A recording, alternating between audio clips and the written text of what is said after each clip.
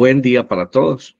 Una vez más, hoy jueves 13 de febrero del año 2025, estamos reunidos acá para iniciar el día en la presencia de Dios, esta vez con un tema nuevo, el Espíritu Santo.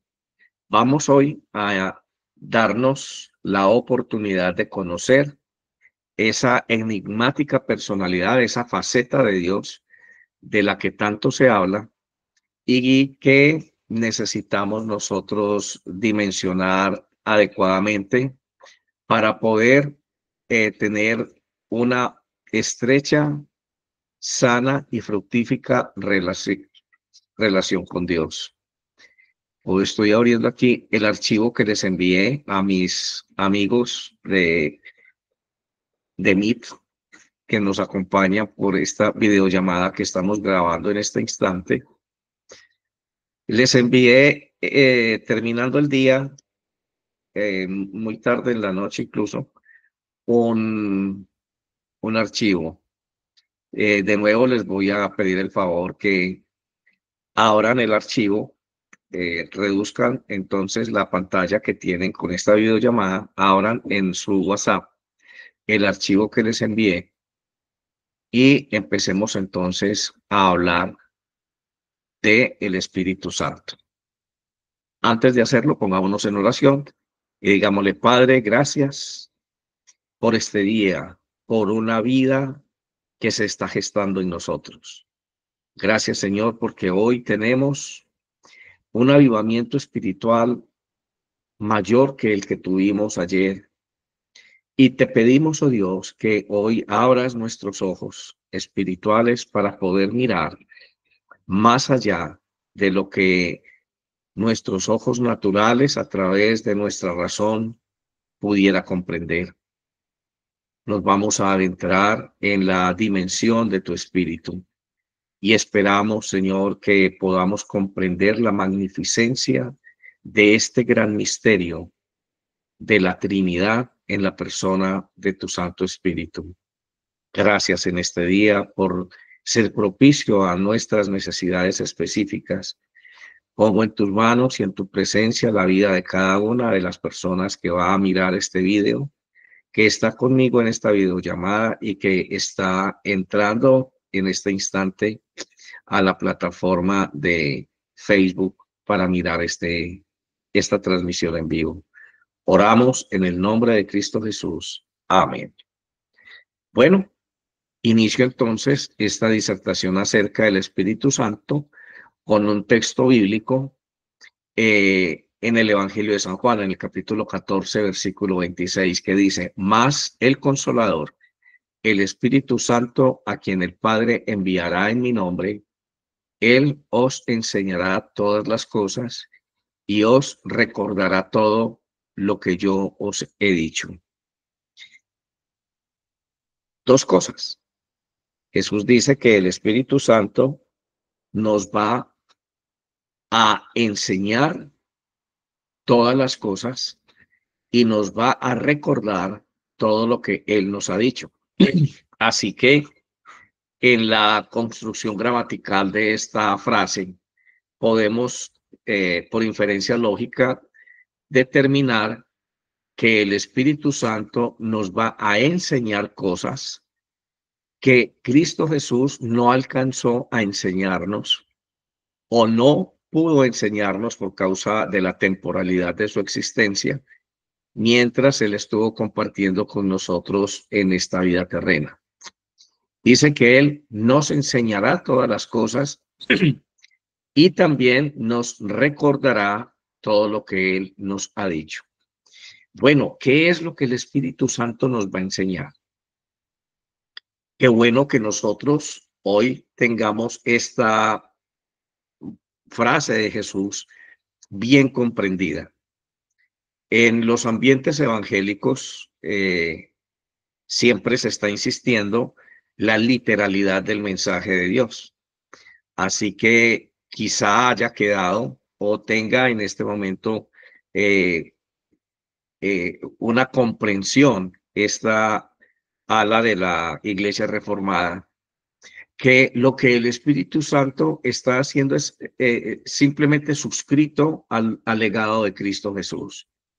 Pero resulta que el Espíritu Santo tiene otras cosas que enseñarnos. Cuando ustedes y yo leamos el libro de los Hechos de los Apóstoles, que está básicamente narrando lo que fue la experiencia de los discípulos, ahora apóstoles, después de la muerte del Señor. Ellos estuvieron en contacto con Dios a través de la oración, y voy a referirme a alguien en especial, el apóstol Pablo, que aunque no fue discípulo de Cristo, sí tuvo una experiencia en oración llamada el éxtasis. Tuvo una visión donde fue llevado al tercer cielo. El Espíritu Santo lo llevó a las dimensiones celestes, y en algún momento el apóstol Pablo alcanza a decir, pues si les hablo de las cosas terrenales y ustedes difícilmente entienden, ¿cómo sería si yo les hablara de las cosas celestiales? Hay cosas que a mí no me es dado decir. ¿Qué sería lo que él vio? ¿Qué sería lo que él aprendió y comprendió allá en esta experiencia extática en su tiempo de oración?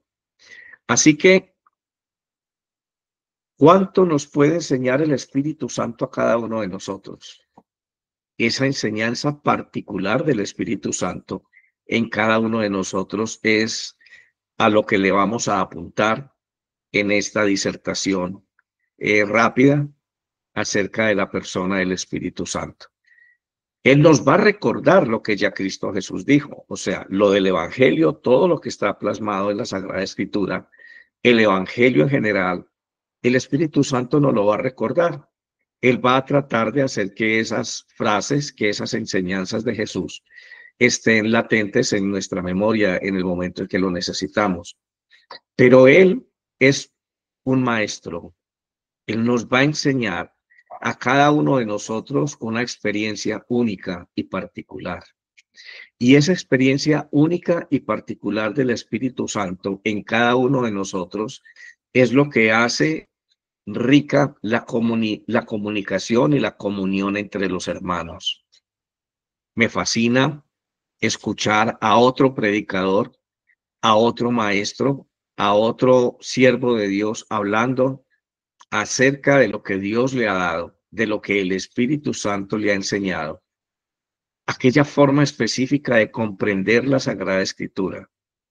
Muchos hemos pasado por textos bíblicos y nos los han predicado, nos los han enseñado, nos los han recordado en diferentes espacios, pero llega un momento en el que escuchamos a un hombre de Dios sobre esos mismos textos bíblicos decirnos algo que nunca habíamos considerado, que es completamente nuevo para nosotros, que es algo que está allí y que solamente el Espíritu Santo nos enseñó y nos dijo claramente una verdad, nos enseñó una verdad para compartir.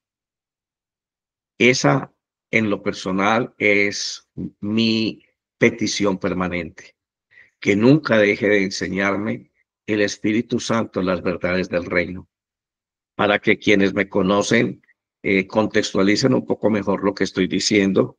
Estoy hablando de cosas como los pactos de sangre, quienes me han escuchado hablar de eso, o la disertación acerca de las consecuencias del pecado, narrado en el libro del Génesis, y algunas otras cosas que en mis charlas habituales son eh, una alusión eh, imprescindible. Siempre tenemos que llegar a eso.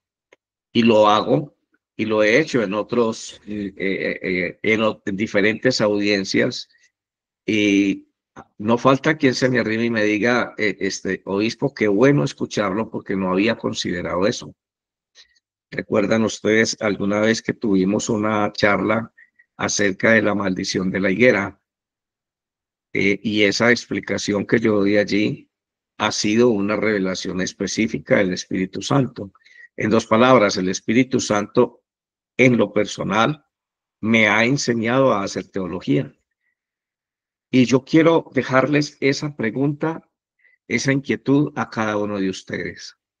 Preguntémosle hoy al Espíritu Santo qué cosas tiene para enseñarle a María Isabel, a Marta, a Águeda, a Isabel Gómez, a Ana Karina, a Lisette. Bueno, ¿qué tiene el Espíritu Santo para enseñarnos?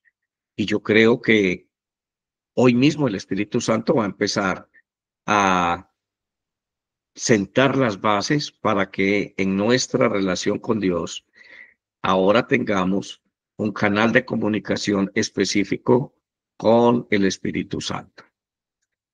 Dice Jesús entonces que el Padre enviará en su nombre, en el nombre de Jesús. Cuando nosotros recibimos a Jesús en nuestro corazón, básicamente lo que estamos haciendo es recibir la presencia del Espíritu Santo en nuestro corazón. Él es el vicario de Cristo. Él es el enviado de Dios después de Jesús. No podemos perder de vista el hecho de que Jesús fue glorificado y ahora está sentado a la derecha del Padre. Y él fue puesto como Rey de Reyes y Señor de Señores. Y está allí en un ministerio específico intercediendo por toda la humanidad delante del Padre. Pero ¿quién quedó en la iglesia? ¿Quién quedó en este mundo continuando la obra de enseñanza y la obra de reforzamiento de todo lo que ya fue enseñado por Cristo Jesús, el Espíritu Santo? Por eso es que San Pablo dice que nuestro cuerpo es templo de la habitación del Espíritu Santo. Realmente cuando nosotros decimos que yo acepto a Jesús en mi corazón, es el Espíritu Santo el que está ingresando a nuestra vida. Pero tampoco podemos perder de vista el hecho de que el Espíritu Santo es Dios, el Padre es Dios y el Hijo es Dios. Solo que hay una influencia más marcada de la personalidad del Espíritu Santo que nos guía y que nos enseña. O sea, está haciendo el papel, la tarea que inició Jesús en sus días de su humanidad. Bueno, la Biblia nos dice abundantemente que la Trinidad la debemos comprender de esta manera: tres personas diferentes y un solo Dios. Así que cuando nosotros en filosofía nos referimos a una persona, básicamente utilizamos el término de ente. Un ente es un ser vivo con voluntad, es un ser vivo con personalidad, con capacidad de comunicarse, con inteligencia. Ese es un ser vivo, un ente. Así que estas cualidades personales o que hacen que nosotros podamos determinar que Jesús es una persona independiente al Padre, que el Padre es una persona independiente al Hijo y al Espíritu, pues hoy nos vamos a adentrar en esas características de la personalidad del Espíritu Santo. Bueno, vamos a comprender que la Iglesia a lo largo de la historia ha afirmado el marco de fe, y básicamente lo hizo en el Concilio de Nicea en el año 325 después de Cristo y en el Concilio de Constantinopla en el año 381. Allí se determinó el credo, o sea, se determinó eh, una oración, una afirmación de la fe cristiana, universalmente hablando, y es el credo de los apóstoles que nosotros recitamos después de la homilía en todas las Eucaristías. Creo en Dios Padre Todopoderoso. Eso fue expresado, redactado y enseñado tanto en el Concilio de Nicea como también en el Concilio de Constantinopla. Así que tenemos los dos credos, el credo niceno y el credo constantinopolitano. En los dos credos que dicen exactamente lo mismo, se dice que el Espíritu Santo es Señor y dador de vida y que procede del Padre y del Hijo. Así lo ha entendido la Iglesia desde años inmemorables hacia atrás. En primer lugar, comprendemos al Espíritu Santo como Señor y dador de vida. Señor y dador de vida. Y que procede del Padre y del Hijo. Bueno, con este preámbulo, entonces empecemos a adentrarnos en algunas características personales del Espíritu Santo. Primero, hablemos de su inteligencia. La primera carta que Pablo escribe a los Corintios en el capítulo 2 del 10 al 11, versículos 10 y 11, se refiere a esto y dice, pero Dios nos las reveló a nosotros por el Espíritu. Está hablando de las verdades del Evangelio. Pero Dios nos las reveló a nosotros por el Espíritu, porque el Espíritu todo lo escudriña, aún lo profundo de Dios, porque ¿quién de los hombres sabe las cosas del hombre sino el Espíritu del hombre que está en él? Así tampoco nadie conoció las cosas de Dios sino el Espíritu de Dios. Ese nivel de inteligencia espiritual que nosotros tenemos nos fue dado creacionalmente y lo podemos comprender en esta frase del apóstol Pablo que dice, ¿quién conoce lo profundo de tu espíritu? Pues tu propio espíritu. ¿Quién es capaz de adentrarse en lo más profundo de tus consideraciones, de tus motivaciones? Tu propio espíritu. Tú sabes por qué y dónde está la raíz del odio, del rencor, del rechazo, de cualquier situación que esté anclada en tu espíritu y que no te deje progresar. Usted y yo la conocemos. Usted y yo sabemos cuándo inició y por qué inició. A veces, como mecanismo de defensa, los seres humanos borramos o olvidamos o hacemos a un lado este tipo de consideraciones. A veces se borran y se quitan de nuestro intelecto porque Satanás influencia nuestra memoria. Entonces él quiere mantener vivo el odio, el rencor y el resentimiento, pero no nos deja establecer el origen. Pero Pablo nos está diciendo aquí que ¿quién de los hombres sabe las cosas del hombre sino el espíritu del hombre? O sea, solamente tú sabes tus propias y más íntimas motivaciones.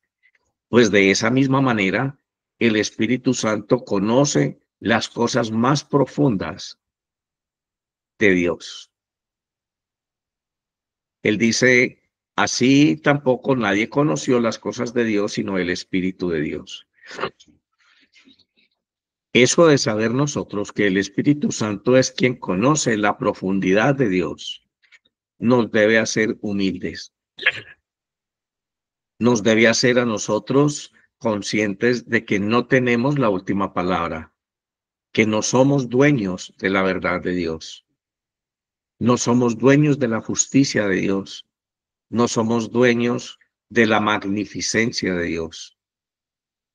A veces hay posturas dogmáticas en algunas iglesias y son enseñadas con tal fuerza y a los gritos por algunos pastores evangélicos de las iglesias no católicas, prefiero decirlo así, que pareciera que son dueños de la verdad de Dios. Pareciera que no hay otra palabra diferente o una interpretación diferente o una dimensión diferente de la comprensión de Dios a través de ese texto bíblico, sino lo que ellos están enseñando y proponiendo. Y aquí nosotros debemos ser humildes y comprender que la verdad es Dios, la verdad es Jesús. Yo soy la verdad y la vida, y que no somos dueños de Dios, no somos dueños de la verdad de Dios. no somos Dios. Ayer hacía una alusión acerca de la canonización de los santos y algunas personas se sintieron un poco, eh, pero a ellos, los que me escribieron después y los que me contactaron a pedir algunas explicaciones, les quiero responder acá en público. La iglesia no es Dios. Cuando los obispos se reúnen para canonizar a una persona, después de que le comprobaron 5 milagros y no sé qué otras cosas que están en el rigor de las investigaciones previas que hace la Comisión Pontificia para la causa de los santos.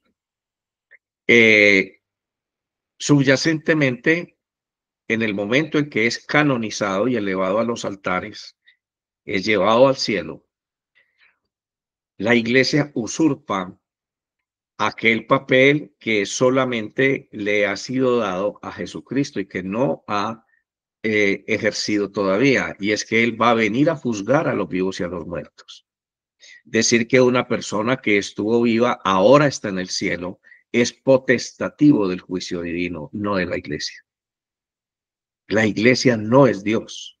La iglesia no juzga. La iglesia no envía a nadie al cielo. La iglesia simplemente reconcilia al hombre con Dios y trata de establecer el carácter de Dios en el corazón de cada hombre. Esa es parte de la explicación que ayer tuve que darle a algunas personas y que hoy lo estoy haciendo en público para quienes lo pensaron y no me escribieron. Pero esperemos que a partir de esta aclaración que estamos dando hoy adicional, ya desde la perspectiva de la acción del Espíritu Santo, entonces nosotros podamos entender que nadie conoce lo más profundo del corazón de un hombre, sino el espíritu de ese hombre. Usted puede considerarme un santo, usted puede considerar muy virtuosa mi vida, usted puede considerar, qué sé yo, cualquier cantidad. Pueden inclusive muchas personas decir por la oración de intercesión de ese varón, yo recibí estos favores de Dios. Quizá eso es posible, ¿no? Quizá eso puedan afirmar, pero eso no me hace a mí merecedor de la gloria eterna, sino la aprobación divina. Cuando esa vocación cristiana que yo decido mantener cada día, un día va a ser confirmada cuando Cristo Jesús venga. Inexorablemente tengo que compadecer ante su presencia, así sea para que Él me diga, estás aprobado, hermano. Venga, benditos de mi Padre, y quédense conmigo. Sí soy salvo, sí estoy en el cielo, sí formo parte de ese pueblo de Dios que es nacido de nuevo, pero aún no estoy en el cielo. No podemos forzar la verdad. La verdad es que todavía estoy en este tiempo presente. La verdad es que todavía estoy luchando, como dice San Pablo, con temor y temblor por mi salvación. Así que quien tiene la última palabra es el Espíritu Santo de Dios. Es Jesucristo en aquel día cuando me aprueben. Ok, así que solamente el espíritu del hombre sabe contra qué lucha. Como confesor, he escuchado la intimidad del corazón de muchos hombres de Dios en los diferentes rangos eclesiásticos o posturas ministeriales en las iglesias reformadas. Y solamente puedo decirles una cosa, que Dios nos ayude, que Dios nos ayude, porque con temor y temblor cada uno de nosotros debe luchar por su propia salvación. Bueno, así que después de esta aclaración, podemos decir que Pablo describe el Espíritu Santo como alguien que tiene capacidad de conocimiento y entendimiento. Dice que el Espíritu escudriña todo, incluso las profundidades de Dios, y que nadie conoce los pensamientos de Dios sino el Espíritu Santo. Así que todo esto sugiere un nivel de intelecto y conciencia que es propio de una persona.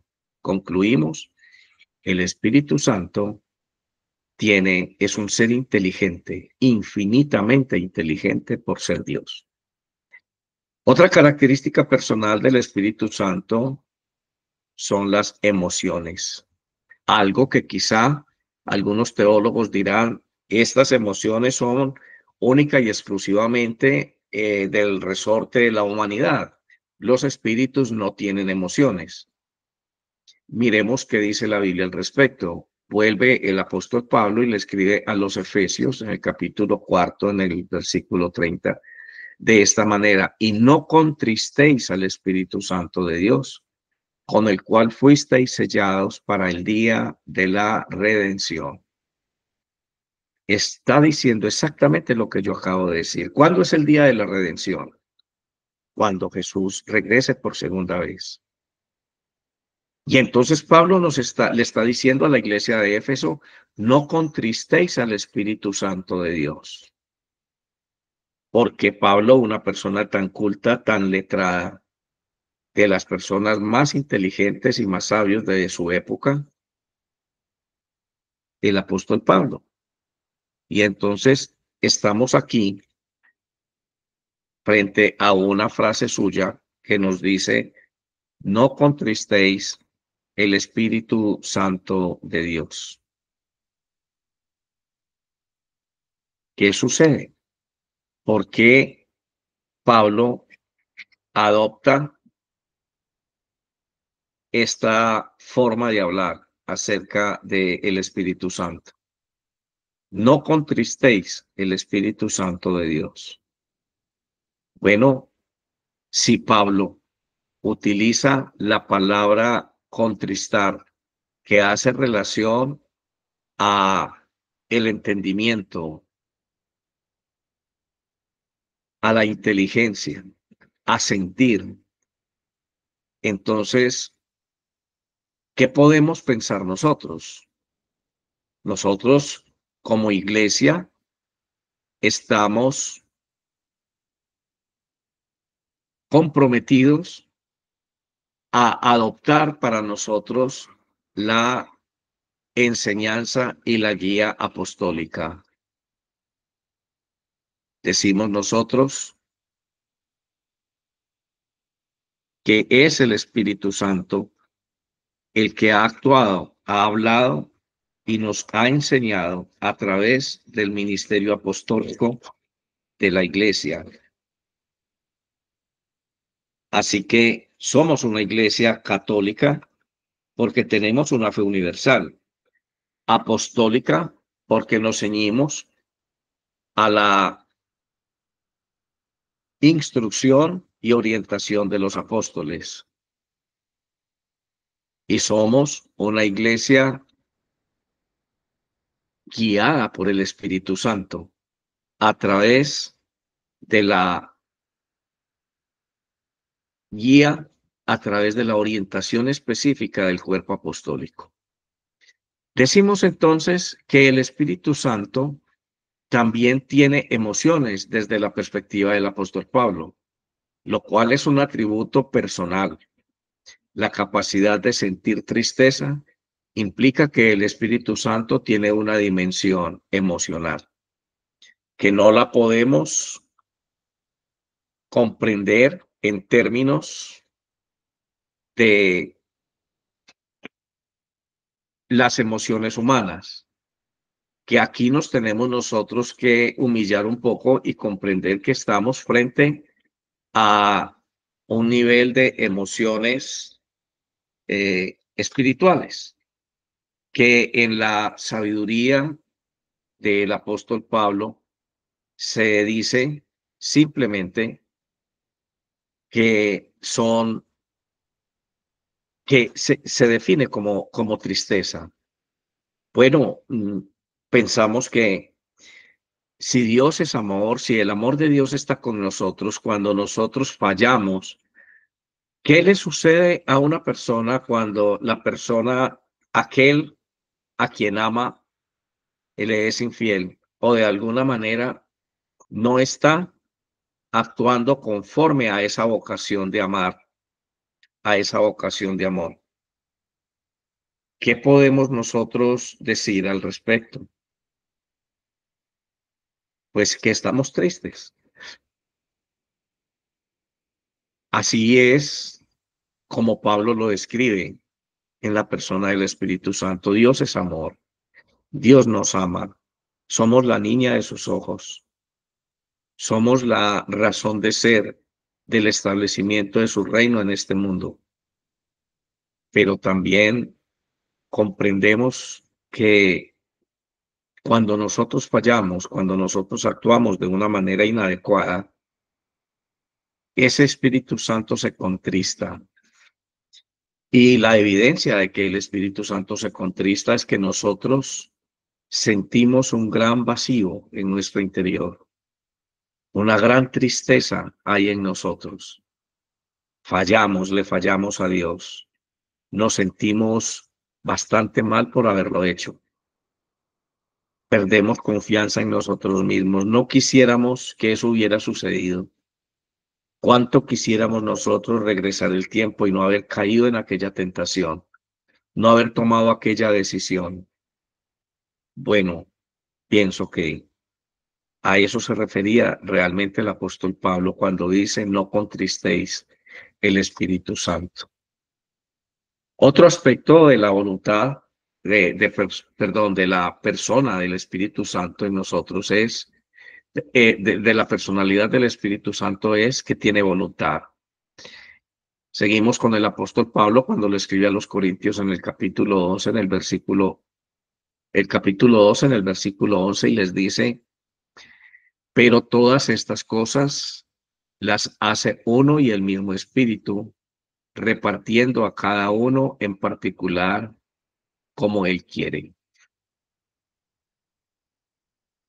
Todas estas cosas las hace uno y el mismo Espíritu, repartiendo a cada uno en particular como él quiere. Bueno, Pablo está hablando de los dones espirituales, algo de lo que vamos a empezar a hablar a partir de mañana. Pero Pablo dice que estos dones espirituales, el Espíritu Santo los ha repartido a voluntad. Él conoce profundamente a Rosalba, a Marta, a Águeda, a Ana Karina, a Lisette. Él conoce cada una de las personas que está mirando este video y reparte a voluntad estos dones. ¿Y qué es entregar un don de parte del Espíritu Santo? ¿Cómo lo comprendemos? Es una dación de sí mismo, algo que hay en él, algo que está en él, algo que forma parte del Espíritu Santo, nos lo da, se entrega.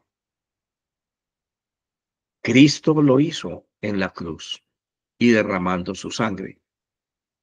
El Padre lo hizo al crearnos y ya sabemos que somos un proyecto de la divinidad, pero el Espíritu Santo lo hace a través de esa dación de sí mismo, esos rasgos de poder, de discernimiento, el don del amor, el don de la fe, el don de gobernar, el don de echar fuera a los demonios, el don de la sanidad, el don de hablar a Dios en lenguas espirituales y angélicas. Aquella benevolencia del Espíritu Santo cuando nosotros estamos orando y no sabemos cómo pedir a Dios por algo en especial, o simplemente no tenemos una conciencia clara de lo que debemos pedir en determinado momento. Dice el apóstol Pablo que viene el Espíritu Santo en ayuda de nuestra flaqueza y empieza a orar a Dios a través de nosotros con gemidos indecibles. Es lo que se conoce o se ha conocido como el don de lenguas, lenguas espirituales y humanas, dice Pablo. Él hace esa separación. Así que en el momento en que la iglesia tuvo una experiencia de este don, literalmente se estaba hablando de que ellos empezaron a hablar lenguas humanas de diferentes tipos. Y así fue como se expandió rápidamente el evangelio entre todas las culturas, naciones y pueblos circundantes a el sitio donde estaban ellos. Pero ya en la experiencia posterior de la iglesia continuamos nosotros con esa experiencia de orar con gemidos indecibles. Esos gemidos indecibles que no son otra cosa diferente que el lenguaje de los ángeles. Así que cuando nosotros tenemos la oportunidad de ser bendecidos por esa forma de orar específica, entonces es nada más y nada menos que el Espíritu Santo orando, motivando en nosotros en lenguas angelicales lo que debemos pedir a Dios. Bueno, pienso que hasta aquí estos tres elementos de la personalidad del Espíritu Santo está bien para nosotros por causa del tiempo. No podríamos continuar y siendo claros con el resto de la explicación, pero queda en el documento que también el Espíritu Santo enseña y recuerda lo que estábamos diciendo al principio. El Espíritu Santo testifica, lo dice Jesús en el Evangelio de Juan, pero cuando venga el Consolador, a quien yo os enviaré del Padre, el Espíritu de verdad, el cual procede del Padre, él dará testimonio acerca de mí. El Espíritu Santo testifica acerca del ministerio de Cristo y guía y dirige la iglesia. Y lo hace a través de cada uno de nosotros, porque nosotros somos la iglesia. Encontramos en el libro de los Hechos de los Apóstoles una alusión a esto. En el capítulo 16 que nos dice, y atravesando Frigia y la provincia de Galacia, les fue prohibido por el Espíritu Santo hablar la palabra en Asia. Y cuando llegaron a Misia, intentaron ir a Bitinia, pero el Espíritu Santo no se los permitió. Los apóstoles eran misioneros. Ellos viajaban predicando el evangelio y estableciendo iglesias. Pero por alguna razón el Espíritu Santo no les permitió ir a estos sitios. Lo que queda claro que el Espíritu Santo guía la iglesia. El Espíritu Santo motiva a la iglesia a alabar a Dios, a conocer a Dios, a profundizar en Dios, a vivir la experiencia del amor de Dios y también a caminar por el sendero adecuado para cumplir la voluntad de Dios. Dejo con ustedes este documento. Vamos a seguir haciendo alusión a estas facultades, a estas eh, señales o evidencias de la personalidad del Espíritu Santo cada día antes de iniciar el devocional que corresponda. Vamos hoy entonces a terminar esta introducción a lo que es el ministerio del Espíritu Santo en la iglesia con una oración cantada. Vamos a escuchar un cántico de una religiosa chilena que canta e interpreta una oración muy conocida en la iglesia católica, en las iglesias católicas, que es la secuencia del Espíritu Santo. Estoy hablando de la hermana Glenda y les invito a escuchar esta canción de una manera devota, en oración y escuchándola, haciéndola nuestra oración. Con ustedes entonces, la hermana Glenda, a ver si lo podemos hacer.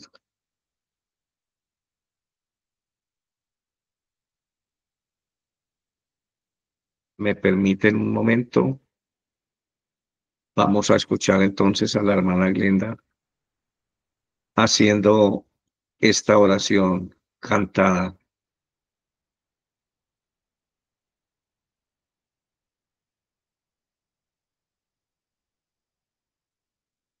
Enter to Bluetooth. Bluetooth connected. Muy bien.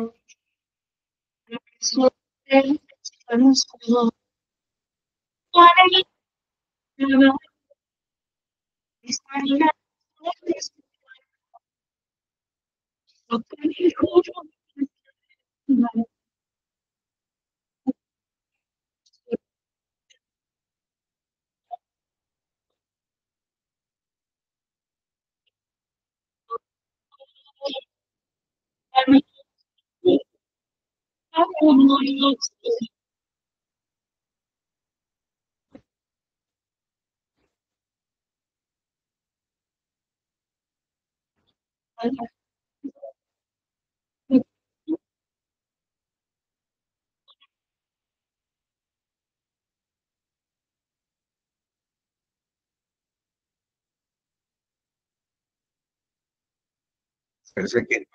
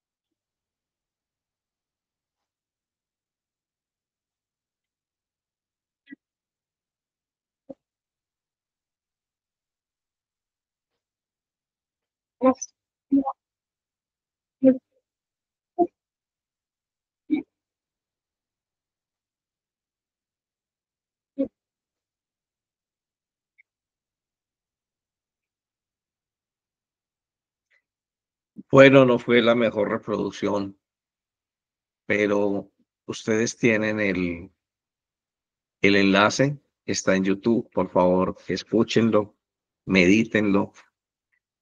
Es una hermosa manera de decirle al Espíritu Santo, ven, venga y haga lo que el Padre ha determinado que sea su presencia en este mundo, en la iglesia.